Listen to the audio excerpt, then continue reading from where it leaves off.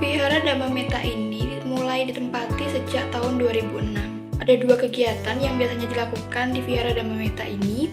Yang pertama, untuk minggu pagi, biasanya digunakan untuk anak-anak sekolah minggu. Lalu untuk minggu malam, biasanya digunakan untuk puja bakti yang dilakukan untuk umum.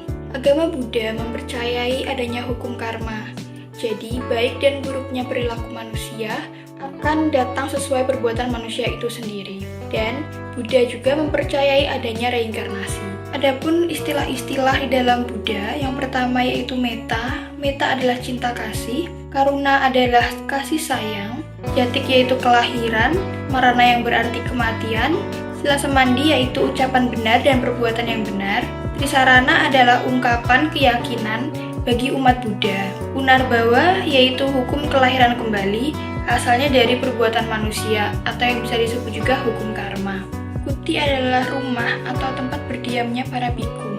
Kuti ditempatkan di pojok belakang, bagian barat lahan yang sepi dari lalu lintas umat dan pengunjung. Lalu ada 4 alam Buddha. Yang pertama ada Kamaloka, yaitu 4 alam menderita. Yang kedua ada Rupaloka, ada 16 alam di Rupaloka. Lalu ada Arupaloka, yaitu ada 4 alam. Tujuan akhirnya yaitu di Nirwana atau Nikkaba. Peralatan ibadah agama Buddha terdiri dari yang pertama yaitu altar. Ialah meja atau tempat penataan peralatan ibadah. Yang kedua, patung sebagai simbol atau alat konsentrasi pikiran, pusat konsentrasi manusia. Yang ketiga, bunga melambangkan kehidupan manusia, bahwa hidup tidak langgeng atau tidak terus-menerus, bahkan akan berubah. Yang keempat, air sebagai simbol kesucian dalam pikiran, perkataan, dan perbuatan. Yang kelima, dupa sebagai wewangian perbuatan manusia dari segi baik dan buruknya. Yang keenam atau yang terakhir, lilin sebagai sumber penerang kehidupan manusia. Indonesia merupakan negara yang merdeka dengan kekuatan persatuan dari berbagai keberagaman. Oleh sebab itu, di Indonesia perbedaan bukan sesuatu yang dihindari, justru menjadi fondasi penopang bangsa. Namun, persatuan tersebut terus mendapat ancaman dari berbagai tindak radikal yang menyerang negara ini.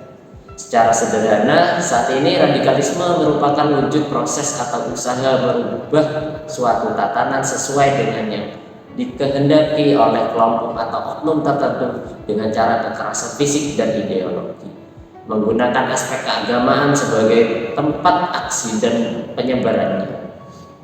Fanatisme terkadang menjadi sebuah permasalahan dalam beragama. Konsep fanatisme agama ini bisa kita kenal sebagai radikalisme. Hal tersebut dapat muncul pada agama-agama yang ada seperti Hindu, Buddha, Islam, Kristen Protestan, Katolik, dan Konghucu. Namun, besar atau sedikitnya orang yang bersikap radikal itu tentu sulit diketahui. Paham radikalisme ini dapat memasuki diri suatu kaum pemeluk berbagai agama dan pada masa ini telah menjadi suatu isu yang krusial yang perkembangannya cukup pesat. Mengingat bahaya radikalisme berpotensi muncul dalam agama manapun dan dapat terjadi dalam situasi apapun, maka tak ada pilihan lain bagi Kementerian Agama Republik Indonesia selain melakukan upaya antisipasi sejak awal. Pemerintah melalui Kementerian Agama perlu menyusun kebijakan untuk menanggulangi dan mencegah radikalisme dari hulu hingga hilir dengan melibatkan berbagai kementerian atau instansi terkait serta masyarakat luas, termasuk di dalamnya organisasi-organisasi sosial keagamaan. Hakikat toleransi terhadap agama-agama lain merupakan satu prasyarat yang utama bagi terwujudnya kerukunan nasional. Perspektif toleransi dalam agama Buddha berarti bahwa setiap orang memiliki persamaan hak dan harus diperlakukan sama dalam hidupnya demi kesejahteraan. Demikianlah, toleransi aktif dari para pemeluk agama sangat dibutuhkan dalam mewujudkan harmoni sosial. Upaya membangun kerukunan antar pemeluk agama tidak bisa hanya dengan memandang perbedaan sebagai faktor sosial yang fragmentatif, namun juga perlu adanya keterlibatan aktif, yaitu bahwa tiap pemeluk agama dituntut bukan saja mengakui keberadaan dan hak agama lain, tapi terlibat dalam usaha memahami perbedaan dan persamaan melalui interaksi sosial yang intens, guna tercapainya kerukunan dalam kebinekaan sesuai dengan yang dicita-citakan. Toleransi dalam agama Islam. Toleransi di agama Islam disebut dengan tasamuh. Tasamuh atau tasahul memiliki arti kemudahan. Hal ini dapat diartikan bahwa agama Islam memberikan kemudahan bagi siapapun untuk menjalankan apa yang telah diyakini sesuai dengan ajaran masing-masing, tanpa adanya tekanan atau tidak mengusik kepercayaan yang telah dijalani oleh orang lain. Toleransi antar umat beragama yang terkandung di dalam Al-Quran yaitu yang pertama, bertanggung jawab terhadap keyakinan dan perbuatan. Kedua, kebebasan memilih dan menjalankan keyakinan tanpa adanya paksaan. Ketiga, saling menghargai dan menghormati keyakinan. Keempat, berlaku adil dan berbuat baik sesama manusia. Agama Islam sangatlah menjunjung tinggi akan nilai-nilai toleransi. Dalam Al-Quran sendiri telah dijelaskan tentang bagaimana mengatur hubungan antar umat beragama yang lain. Oleh sebab itu, setiap muslim wajib memiliki sikap toleran kepada umat agama lainnya.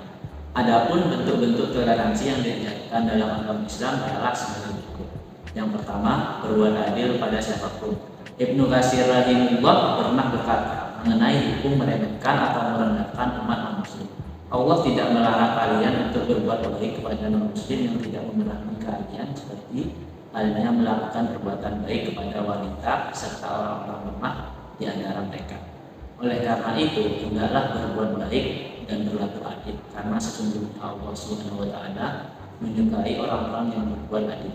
Yang kedua, menghormati prinsip agama masing-masing, seperti yang dijelaskan pada surat Al-Kafirun yang memiliki arti untukmu agamamu dan untukku agamamu. Kita dapat mengambil kesimpulan jika Islam selalu mengajarkan kita untuk bertoleransi pada setiap agama. Oleh karena itu, kita tidak boleh memaksakan pemeluk agama lain untuk menganut ajaran Islam yang kita yakini. Begitupun kita tidak seharusnya menghina atau mengganggu umat agama lain yang memiliki perbedaan keyakinan dengan yang kita jalani. Selain itu, sikap saling menghormati antar umat beragama penting untuk dilakukan agar tidak menimbulkan perpecahan di tengah masyarakat. Pada dasarnya, hidup rukun dan saling bertoleransi antar setiap umat beragama tidak menunjukkan adanya campur antara ajaran agama yang satu dan yang lainnya. Namun, dengan adanya sikap toleransi di tengah perbedaan tersebut akan semakin mengokohkan rasa kebersamaan dan perdamaian antar masyarakat. Umat Kristiani diajarkan untuk saling mengasihi, saling menghargai, dan berbuat baik kepada siapapun. Sebenarnya, semua agama mengajarkan kebaikan, tidak ada agama yang mengajarkan keburukan. Contoh toleransi dalam agama Kristen sebenarnya juga sama dengan agama-agama lainnya. Yang pertama, tidak mengganggu peribadatan umat beragama lain. Yang kedua, tidak memaksakan kehendak seseorang untuk mengikuti agama kita. Yang ketiga, tidak melakukan diskriminasi. Dan yang keempat, menghargai perbedaan suku, ras, dan agama. Integrasi nasional adalah usaha dan proses mempersatukan perbedaan-perbedaan yang ada pada suatu negara sehingga terciptanya keserasian dan keselarasan secara nasional. Integrasi nasional sangat diperlukan oleh negara Indonesia karena dari integrasi nasional dapat mempersatukan perbedaan-perbedaan yang ada di Indonesia, sehingga tidak adanya konflik perpecahan yang terjadi dikarenakan perbedaan semata. Dalam konteks penguatan integrasi nasional inilah, agama dapat memberikan kontribusi yang positif dalam revitalisasi ideologi Pancasila. Hal ini berarti bahwa agama semestinya menjadi faktor integratif atau pemersatu dan bukan sebaliknya sebagai faktor disintegratif atau pemecah belah. Dengan fungsi ini, nilai-nilai agama dan Pancasila menjadi modal sosial bagi harmoni dan integrasi bangsa. Untuk mewujudkan fungsi ini, diperlukan pemahaman keagamaan yang moderat dengan memperhatikan kondisi objek masyarakat Indonesia yang multietnik, multiagama, dan multikultural. Pemahaman semacam ini akan menjelma menjadi sikap keberagaman yang moderat dan toleran terhadap kemajemukan, bukan sikap keberagaman yang berwatak absolutis dan radikal.